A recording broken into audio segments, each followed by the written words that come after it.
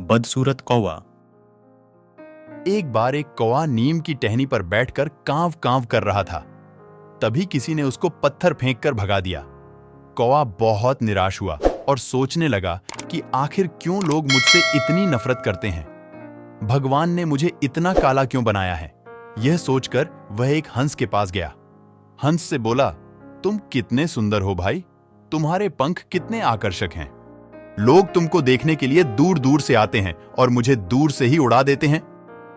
हंस कहता है, मेरे पास तो केवल एक कलर है, मुझसे ज्यादा सुंदर तो तोता है जिसके पास दो दो कलर हैं।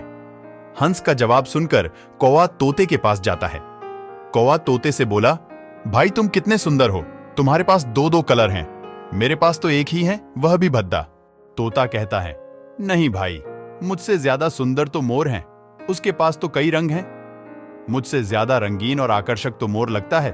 अब कौवा मोर के पास गया और बोला, मोर भाई, तुमसे खूबसूरत और मुझसे बदसूरत इस धरती पर कोई नहीं है।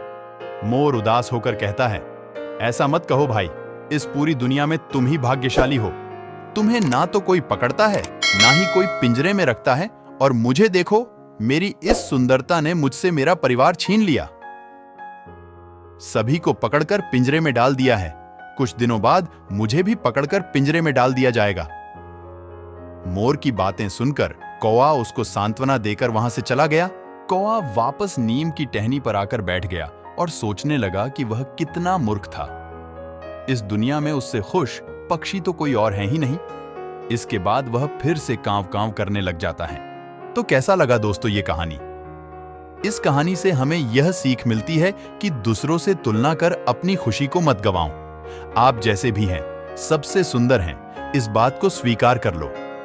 और हां, एक बात और, अगर आप चैनल को सब्सक्राइब नहीं किया है तो सब्सक्राइब जरूर करें, क्योंकि ऐसी ही कहानी आप लोगों के लिए लाता रहता हूं।